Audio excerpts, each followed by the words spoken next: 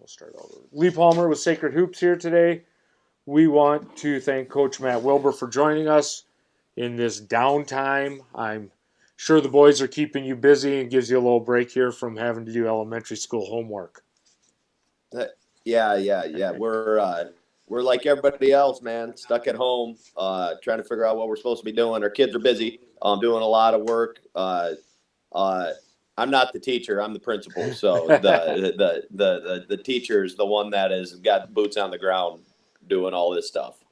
Let's talk about this downtime. It's a little bit different. You guys should be coming off of playing in the national championship, being out recruiting at state tournaments. Now you're just sitting here in a waiting period. What have you done to keep yourself busy? Yeah, now the biggest issue is we'd be face to face with a lot of things. Obviously, state tournaments we'd have been out at. We'd be bringing kids on campus for recruiting purposes. We'd be doing postseason meetings with our kids, getting ready for the spring workouts. There just would be a lot going on, and obviously all of that's shut down. Now it's kind of monitoring what our guys have going on academically from home. They all of our kids are home, taking online classes now. Everything's shifted that way, and all of our recruiting has been shut down outside of going through a phone and texting, calling, emailing, and we're still full steam ahead with that. It's just tough where you've got kids that you'd want to bring on campus and show your campus to and show your facilities and talk to face to face. That's just not happening. Let's talk about it a little bit because recruiting has kind of changed now this year. First of all, from a coaching standpoint, as you're saying they're making the calls instead of the face-to-face and bringing them on tour and doing virtual tours, what advice do you have for kids, seniors especially, that probably didn't get to play in the state tournament or haven't been able to come tour campus right now? Yeah, we're still talking to kids that we've been talking to all year, and I think it's just those kids that have been reaching out to colleges and have been in contact with us. Now their decision process is gonna, hopefully we've had them on campus already. But if we haven't, it's just you're just getting a lot of information through virtual tours and pictures, videos, text, email, calls now with kids. And I just can't stress enough that our jobs haven't stopped with that. We're still in constant contact with kids. If there's guys out there that are still interested in Dakota Wesleyan, our admissions are still rocking and rolling. We as coaches are. My assistant, Jacob Brandel, and myself, we're still recruiting actively, especially with our area kids right now. Like if we got kids in close proximity to us that are, that would be interested in DWU, we're still doing that. So shoot us an email. We're easy to find. You get on our website, our athletics website. Our associate head coach Jacob Brandel and myself, we're still contacting kids and working on that. It's just a different recruiting time. It's new. Nobody's ever gone through this. Nobody's ever had to recruit this way. And so everything is happening, like that. Basically, though, we've been training for the past 5 to 10 years for this anyway, because it's amazing how much more happens through a phone anyway than face-to-face, person-to-person, phone calls. So let's talk about some of these juniors then that are up and coming as they're getting ready for the recruiting process. What advice do you have for them here coming up this summer and going back into school in the fall? Yeah, I know. The tough thing right now is it looks like, probably, obviously all the spring recruiting stuff is done. Really, really good chance all the summer stuff's going to be done, frankly. And that's where we usually get started with kids, where we get started in contacting and seeing them out and about. And we're going to have to shift all of that, so it's going to be the same thing. Those we want to hear from people that are interested in us. And so we're going to continue to recruit. We'll still be in contact with the spring and summer coaches, contacting high schools the same way, because those rosters were getting finalized anyway, with all of that stuff. And a lot of it's going to happen again without us being face to face and talking about getting filmed through high school games and all of that. But yeah, it's going to be very different for us this spring and summer, especially for our junior class. So as recruiting gets going and your year wraps up, let's talk a little bit about how this ended, with the national championship. You guys are in Sioux Falls, you're ready to go, you're ready to play, Yeah. and then all of a sudden they pull the plug on you. Yeah, our tournament had started, so we had played all of our Wednesday games at the NEIA. We were scheduled to play the second to last game of the first round on Thursday night at 7:30. So there would have only been one more first round game. Well, that night on Wednesday night, they made the decision that no fans were going to be allowed in unless you're immediate family members, and so that was obviously impacting Dakota Wesleyan the most. I mean, we were going to have anywhere from 1,500 to 2,000 fans would have been my guess coming to watch that game, and that was going to impact us heavily. Our women were playing Thursday morning at 8:30. They were playing the first game, which they got in, and they played their game and won in front of nobody. There were 100 people there watching that game, and that's what we were going to be dealing with.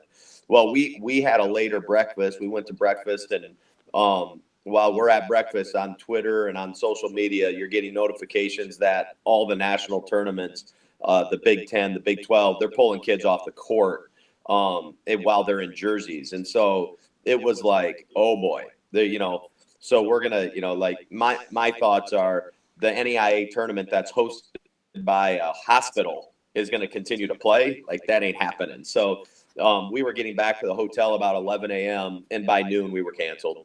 And so then we're in a hotel room talking to our guys about, hey, this is it. We're done here. Here's our next steps. It was pretty surreal. It was, the truth is it was very unemotional. It was just so shocking, really. It was just like, what the heck is going on? But we've been, you get beat out when you lose your last game. You're in the locker room and guys are crying, and you're there. Like there's a script for that. There's a game plan. There's and this has just been uncharted, and I think a lot of us, even a guy like me who could talk for days, was at a loss for words with a lot of it. For your seniors, it's kind of special though. This would have been their fourth opportunity to play 4 years in a row for a national championship. What'd you tell those guys? Yeah, that was the tough part. Like our guys are lucky. They're lucky to have been in the national tournament their entire time and qualify for that. We've had some really good moments in the national tournament, and it's a fun week. I mean, that week's a fun week. I mean, frankly, the stress of the season's over because like for us, you're trying to get into it. There's big time games, at large games down the stretch in February, and then you make it and you're like, hey, let's go. Let's see what we can get done. And so it's a fun time. And we've had a great time in the national tournament. So we were there and we had been there since Monday night. And so it's Thursday morning and we're shutting it down without even playing a game. And so, with our guys, I truthfully, our biggest message, I think the most pointed message that I could have made was we talk all the time about not waiting to the end to take advantage of it. We really work hard here to make sure that our days are positive, and there's a lot of up and down days, and we have them just like everybody else, but we really are conscious about, hey, this is a good day. We're lucky to be playing this game tonight, whoever we're playing, whenever we're playing it, and having the end in sight. But the end isn't the end result. It's the whole process, and that may be very coach speak. But I think our guys did a great job of really going, hey, practices are good. Let's have a good experience. Let's play hard, and let's not look back and go, hey, we should have done this, or this more as far as effort and energy and positive juice into it. I think our guys did that. I think when you do that, it's easier to end. I think it's an easier end where you don't feel like, hey, I had a lot of unfinished business here. The struggle is you just never know in the national tournament what can happen with the NEIA tournament. It happens so fast. I mean, you're talking 6 days of games happen, and you can play 5. So if you get hot, and you can make a run. In the NCAA, you have weekend to weekend to weekend. You play 2 games, and you were hot that weekend. Well, you got to be able to carry that over after a long break, and ours doesn't have that. So you see teams make deep runs; they just get hot at times, and who's to say we weren't going to do the same thing? I'd have taken my chances with Ty Hoagland anytime, especially in the Pentagon in his last run. I would have taken my chance with him against anybody. Let's talk about Ty quickly since you brought it up. Such a personal connection there. You played for his dad. You've watched him grow up. you've been part of his family, part of his. He was 51 points from making the next step. What do you say to somebody like Ty who just didn't get that opportunity? I mean, to play in front of his state fans at the Pentagon. Yeah. Yeah, I think that was tough. I mean, it hit him pretty hard. When it was, hey, this is over. All I said was thanks. I mean, he thanked me, and I'm like, hey, man, thank you. And that was probably the main point of it and the main gist of it. It just at this time of year, with everything going on, regardless of what we're in the middle of right now, it's always the transfer of, graduation in college basketball is real. That's coming. It's not like the pros where you're signing guys to career long, like multi-year contracts of 10 years plus. Our guys, there's an expiration date, that they're done after 4. So this is the time you're like, oof, we're done. And he was the kind of guy that was in our office every day. We saw him every day. It wasn't like just at practice. He was coming in and out and in the gym. So there's going to be a hole there. But that hole is going to get moved on from. As far as this, we're not trying to fill that hole. Nobody's filling the Ty Hoagland hole. There's, people ask me what we're going to do, from a basketball standpoint. And from we're going to have to forget about what he did, because nobody can do what he did, and that's just going to go down. And can you believe what this guy was like as a leader and as a player? And so it was just really special, and I just feel bad for him that he didn't play in it. But I'm just thankful that it wasn't his only one. He was just lucky to have an unbelievable career. So as we kind of wrap up things, I got 2 more things I want to talk about. First of all, advice that you want to give kids that are watching this podcast, basketball players, boys and girls, that they can't get into the gym. They're not in there shooting.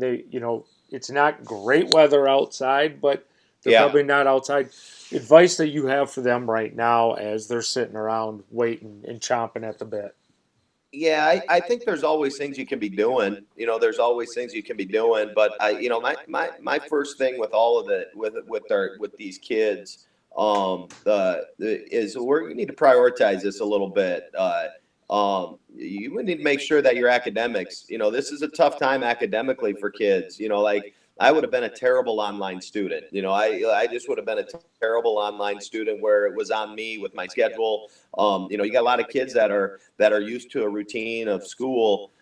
Your grades matter. The way you finish this matters. And it doesn't matter if you're going to go play college basketball or whatever. But if you're going to college, a lot of the colleges are like us, where your GPA matters. And I think that's probably a high priority for guys right now and players, is making sure your academics are staying on top of it. You're seeing a lot of stuff that you can be doing outside in a driveway and in a park, but you obviously got to respect what's going on from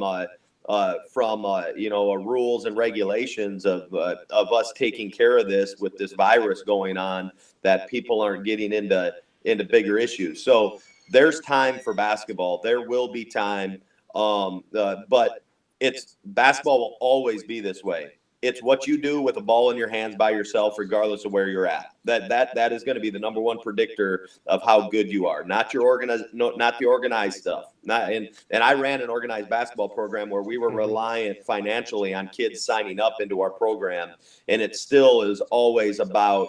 I'm wearing it right now. I got rocking a Tibbs sweatshirt right now, the old school one here. But it's always going to be about what you do individually with the basketball, and you need a concrete slab of about 6 by 8 feet to get something done. Frankly, you don't even need a hoop. I think about the times when I got the best in basketball. I was in my basement after I'd moved to Del Rapids. Was a rental house over behind TNC's, and the basement was unfinished. It was all concrete, and all I did was dribble down there. That's all I was doing. And honestly, I was in that basement for about a month straight, and it was boom. And you don't need to be. That's what you need to do. So there'll be time for that. It's just a matter if you want to do that stuff. And there's plenty of stuff out there that kids can be working on for drills. But like I said, academically, make sure you're budgeting time for that, because that's hard to do. And you don't have a teacher looking over your back, especially high school kids. Like I've got little boys that we have to kick in the rear end every day. I'm sure parents are just going, hey, are you getting this stuff done still? Are you getting this done? And teachers are checking in. I think there's just a lot of responsibility for these guys to make sure they're doing their academics the way they need to. And that's great advice. One other big thing I want to talk about. We are now you are now famous. Yeah, your little yeah. tweet. Did you think it would explode like it has? Yeah, no, I'm currently sitting down safely right now. Like I'm currently sitting safely.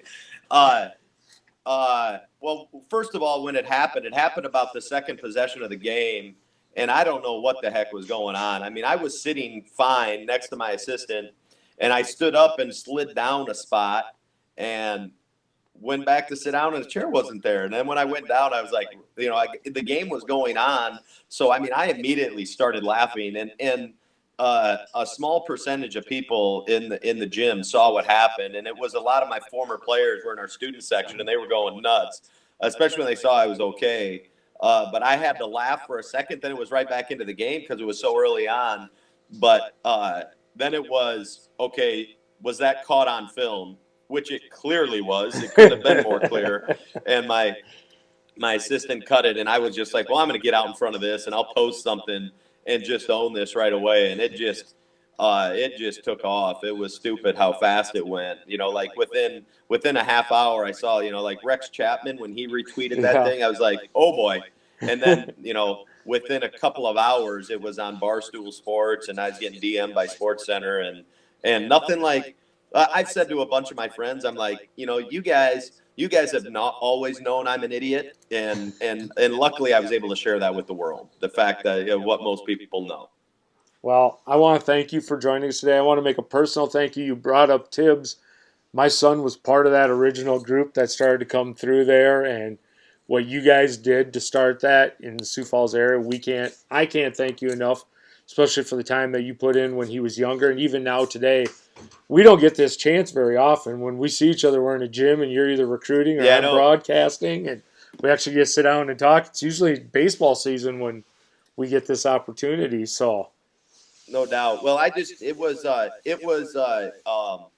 easy. You go back to the church we were working at in Sioux Falls, and those little dudes, Sam and the boys, and you guys are bringing them down in two Suburbans, and they were second graders, man. I can still remember that workout where these guys are second graders and we got them on the line and we're doing jump stops, and it was like herding cats at times, with those guys. But yeah, I just have been really lucky. I've got a lot of kids, Colin Oppold's a guy that was in our TIPS program as a fourth and fifth grader. And we've got guys, and Ty didn't do many workouts with us, but I saw him in camps, and it's getting to the point where some of these guys are running through where I'm going to be done with those kids. But I'll always see, like I see Sam, he comes over to talk to me in the Corn Palace during a basketball game. And I'm sure I'm like parents where I still see him as second and third graders. Some of these guys I hadn't seen since they were, the elementary age kids. And it's just been really fun to be able to recruit some of these guys and see them and see them develop and grow up into pretty cool young men and as they keep moving. So I was pretty lucky in all that world as well. Well, we want to thank you, Coach. We will stay in touch during this uncharted territory. Good luck on your recruiting, and we will talk to you later. Absolutely. Thanks for having me on. We'll talk soon, Lee. Thanks. That is Coach Matt Wilber of Dakota Wesleyan University. This is Lee Palmer for Sacred Hoops. Enjoy the rest of your day.